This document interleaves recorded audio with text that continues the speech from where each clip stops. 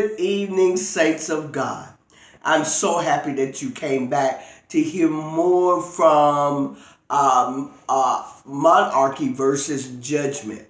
We're going to continue with this lesson. I don't know exactly how long God will have us here. I know that starting tonight, I'm going to break it down even more and bring more revelation and more information to us. Let's do a little recap first, and we're going to talk about, first we're going to understand again that when we talk about the system of judgment, that's the system that God established. That's a system where God's Spirit would come on someone, and they would be in charge of hearing, or they would be the ones that God ordained and sent out to listen to Him, listen to His instructions, and they were the ones that would come back and tell God's people what God said. They were called judges. We realize that in the original Hebrew, the word judgment means righteousness. And so we're talking about a system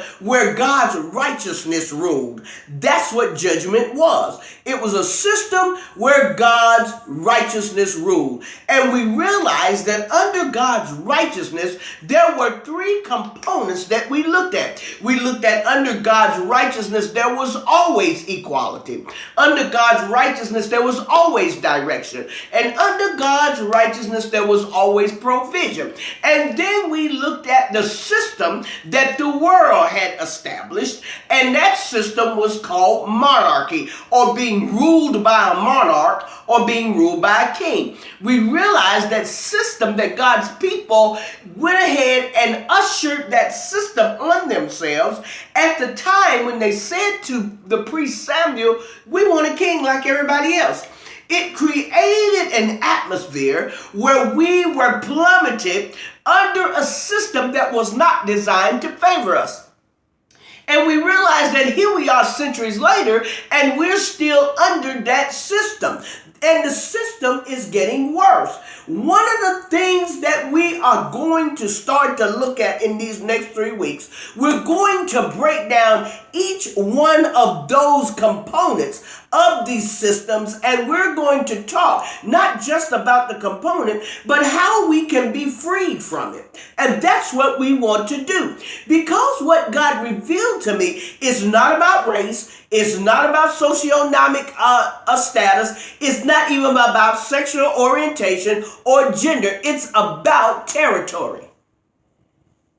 These principalities that rule over these various systems of the world, they're about holding on to their territory. They're not designed to favor us because they are made of flesh and they're ruled by flesh. Flesh, it only makes sense to flesh. And when you become a person of God, you realize that your spirit will war against these systems. But, my brothers and sisters, the thing that we have to understand and first repent of is that we asked for this. When we said to God, "Give us a king," when we said to God, "We want somebody other than you ruling over us," we ushered ourselves into this system. And nobody until now has decided to figure out, how do I get out from under these systems? God, is there a way to bring us back to your righteousness? Is there a way to bring us back under your judgment?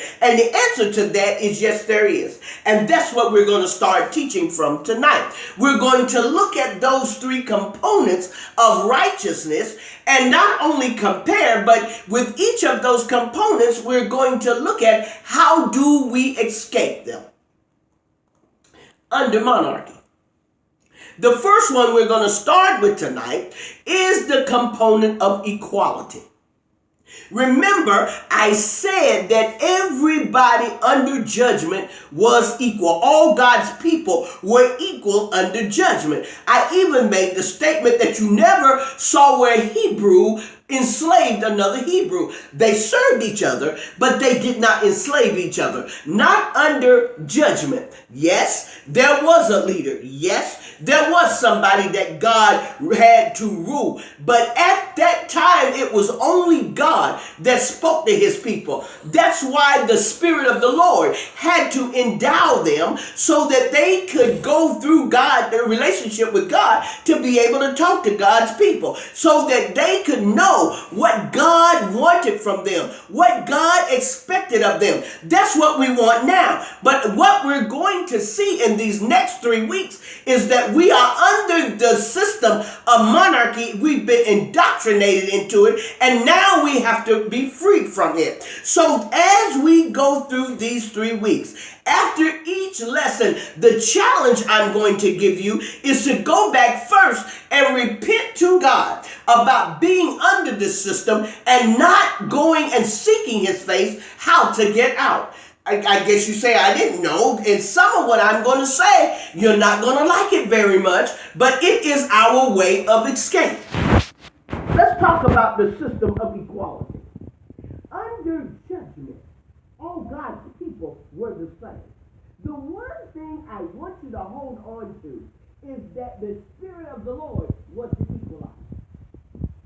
Under God's judgment, everybody was God's child. Everybody reaped the benefits of belonging to God. Whether you were Jew or Greek, once you knew who God was and embraced his righteousness, you became equal under God. Remember, think about it. In the scriptures, Old and New Testament, there was always bickering and there was always haggling over who's the greatest. That's what happens under the system of monarchy. Remember, under that system, it must measure you according to who you are, what you have, and what your potential is. God's judgment is about making us equal and making us one under him. How do we get this? God spoke something to me. I thought it was very profound. I'm going to share it with you. And he said, under the system of being equal, remember, it's about territory. And he said the principalities that rule the world system, it's about them maintaining the territory. And inequality is one of those territories that it holds fast to. We get on picket lines, we hold up picket signs, and we march. And God says, you're wasting energy because that's not going to bring you equality. It was good for the season that it was, but it still did not bring us the equality that we wanted. Equality under God's rule doesn't have anything to do with race, creed, and color. Has nothing to do with gender. But listen to what God said. If you're going to bring and operate under the system of judgment, you have to build and establish neighborhoods. I found that curious. And then before I could look up the word neighborhood, he defined it for me in kingdom terms. In kingdom terms, a neighborhood consists of those who are the same, who share the same, and operate and believe the same. That's your neighbor. That's why you are to love your neighbor as yourself. I'm telling you now how to get out. This is where it's going to become difficult. If you are going to operate under God's righteousness or under judgment, you have to start looking at everybody as your neighbor. Those who love God, that's your neighbor. It doesn't matter about their gender. It doesn't matter about their race. It doesn't matter about their socioeconomic background. You cannot see them as someone less than you, and you cannot look at yourself as someone greater or less than them. It's all the same. God is the one that rules. Because God said in neighborhoods, according to what he's calling a neighborhood, in neighborhoods foster brotherhood. If you begin to treat each other as neighbors and love each other as neighbors, it's going to foster something in your heart to where you're going to see them as brothers. And one thing about brotherhood, it's an equalizer. The spirit of brotherhood. The spirit of brotherhood will not allow you to discriminate, because the spirit of brotherhood will have you look at someone and you'll see yourself. If you love you, it won't be hard for you to love your brother. It won't be hard for you to treat your neighbor as you treat yourself. It won't be hard. But as long as you are fostered by the spirit of monarchy and led and indoctrinated and allow that spirit to rule you, you're always going to try to be greater than, and you're always going to try to have more than. But under the spirit of judgment, everything you gain, you're going to want to figure out, how can I share it with my brother? How can I make my brother better? How can I bring my brother to a state where they won't be in lack and where they won't want? See, that's the part that's going to hurt some. Because what you're going to be looking at is what I got, and I'm going to keep what I got. I worked hard for what I got. That's monarchy speaking to you. That's flesh speaking to you. That's not judgment. Let's go to after the day of Pentecost. One of the first things they did, they begin to sell stuff so that they can become equal. They were building a neighborhood. They were fostering brotherhood. They were loving their neighbors like they loved themselves. They were embracing the brotherhood, and God blessed them. We want to come out from under the system of monarchy? We have to find ways to bring our brothers up. We have to find ways to edify. That's one of the first things God speaks to the leaders in Ephesians 4. He gave some prophets. He gave some pastors. He gave some evangelists, teachers. Come on. And one of the first things he said, to edify his church. That is to build it up. You can't build it up and think you better than it. You can't build it up and see it lack. You can't build it up and watch it go down at the same time. And so in order to come out from under the system of monarchy and embrace the system of God's judgment and God's righteousness, our mindsets have to change about how we feel about each other.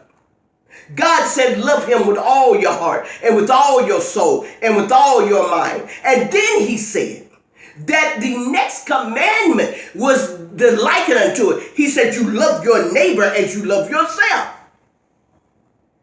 That's what we got to do, my brothers and sisters.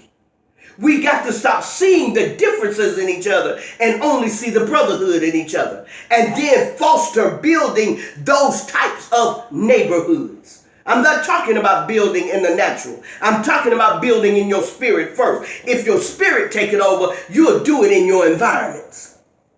We can't do it in our environments because our heart is not there. You might as well go ahead and admit it. And we got to repent of that. Our hearts have to get right with God first. And then we can start building the neighborhoods as he said. Because we build it first in the spirit and then our environments follow suit. Oh, we have a lot of work to do. If you're wrestling with it now, it's because you are so indoctrinated with monarchy. I'm not trying to upset you and I'm not trying to make you angry, but it is what it is. According to the word. According to the word. That's how we're supposed to love. That's the love he rewards. That's the love he notices. That's the love that he blesses. And we are far from that. We love what love us. We'll do for what does for us. That's not God. Let's face it.